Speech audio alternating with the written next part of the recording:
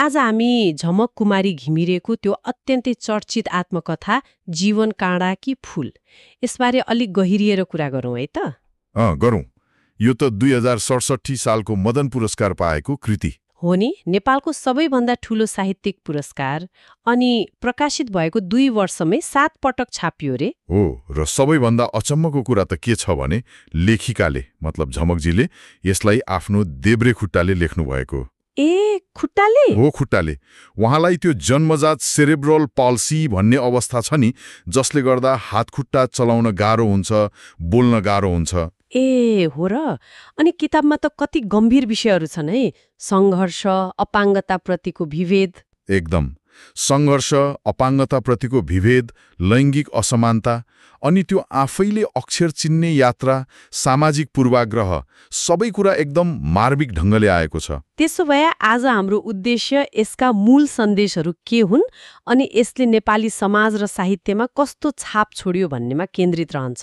ठिक हो। ल, सुरु गरौँ न त उहाँको बाल्यकाल र त्यो बेलाको सामाजिक चुनौतीहरूबाट। सन् 1980मा धनकोटाको कचिडे भन्ने गाउँमा जन्मनु भएको होइन? हो। कस्तो थियो भने त्यो बेलाको समाजले उहाँको अवस्थालाई बुझ्दै बुझेन।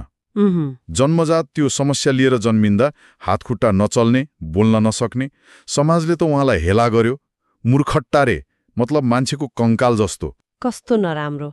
अनि दशैं जस्तो चाडमा समेत उहाँ मरे हुन्थ्यो भनेर कामना गर्थे रे। ए, त्यस्तो पनि? हो, त्यस्तोमा उहाँकी हजुरआमाको माया चाहिँ एउटा ठूलो सहारा थियो रे। तर अरूले त त्यो पितृसत्तात्मक अन्धविश्वासी समाजले उहाँलाई एउटा बोझ नै सम्झ्यो। अनि पढ्ने लेख्ने त कुरै भएन होला नि, स्कुल पठाएनन् होला? कहाँ पठाउनु, औपचारिक शिक्षा त पाउनु भएन। तर उहाँले हिम्मत हार्नु भएन, आफै सिक्ने बाटो रोज्नुभयो। त्यो कसरी? मतलब कसरी सिक्नुभयो त आफैले? त्यो पनि एकदम गाह्रो गरी। दिदी मीना स्कुल गएको, पढेको हेर्नुहुन्थ्यो, अनि लुकी लुकी किताब पल्टाउने। भुइँमा हिलो, धुलो, कोइला, सिन्का जे भेट्यो त्यसैले अक्षर कोर्न प्रयास गर्ने, निरन्तर। कति गाह्रो भयो होला? धेरै। अनि बल्ल कति वर्षको मेहनतपछि खुट्टाले पहिलोचोटि क लेख्न सक्नुभयो, त्यो पनि खुट्टामा चोट लाग्दा रगत बग्दा समेत, एक्लै। साँच्चै त्यो त अक्षर सिक्नु मात्रै त पक्कै थिएन होला है? थिएन। त्यो त उहाँको मौनता विरुद्धको ठूलो विद्रोह थियो, आफ्नो अस्तित्वको आवाज थियो। हो त नि। लेखन उहाँको लागि भित्रको भावना पोख्ने माध्यम बन्यो, रिस, दुःख, आशा सबै। उहाँले समाजको त्यो दयालाई सिधै अस्वीकार गर्नुभयो। सहानुभूति होइन, बराबरीको हक र समावेशीकरण चाहियो भन्नुभयो।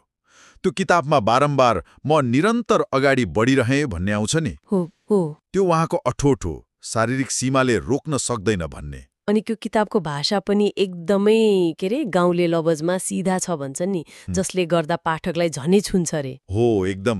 त्यसले नै त उहाँको भोगाईलाई झन वास्तविक बनाएको छ। कतिले हेलन केलरसँग तुलना गर्छन्। हो, मैले पनि सुनेको थिएँ। तर त्यो तुलना कतिको जायज होला? मतलब हेलेन केलरको स्रोत साधन र झमकजीको अवस्था त आकाश पाताल फरक थियो नि, होइन र? एकदमै महत्त्वपूर्ण कुरा उठाउनुभयो। तुलनाले उहाँको उपलब्धि कति ठूलो हो भनेर बुझ्न त मद्दत गर्ला, तर झमकजीको पृष्ठभूमि बिल्कुल फरक हो। उहाँले त लगभग शून्य स्रोत साधन, चरम सामाजिक बहिष्कार, अन्धविश्वासको बीचबाट यो सब गर्नुभएको। त्यसैले उहाँको कथा झनै मौलिक, झनै अचम्म लाग्दो छ। हो त नि। अनि यस्तो अद्भुत कृतिले त राष्ट्रिय रूपमा ठूलै पहिचान पायो होइन त?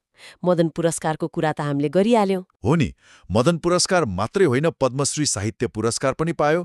अनि यसले साँच्चै नै अपाङ्गतालाई हेर्ने सामाजिक दृष्टिकोणमा एउटा बहस ल्यायो। परिवर्तन ल्याउन मद्दत गर्यो होला? गर्यो। अनि यो नेपालमा मात्रै सीमित रहेन, विश्वकै अपाङ्गता भएका शीर्ष 10 लेखकमा पर्नु सामान्य कुरा होइन। उहाँ त लगनशीलता र मानवीय क्षमताको प्रतीक बन्नुभएको छ। त्यसो भए यो सबै कुरालाई छोटकरीमा भन्दा यसको निचोड के होला त? निचोड के हो भने जीवन काँडा कि फूल खाली एउटा आत्मकथा मात्रै होइन, यो त मानवीय सङ्घर्ष, त्यो अदम्य साहस, आत्मविश्वास र सामाजिक न्यायको एउटा शक्तिशाली दस्तावेज हो। यसले समाजमा गहिरोसँग बसेको पूर्वाग्रहलाई सिधै चुनौती दिन्छ, अनि दया होइन, सम्मान र वास्तविक समावेशीकरण चाहियो भन्छ।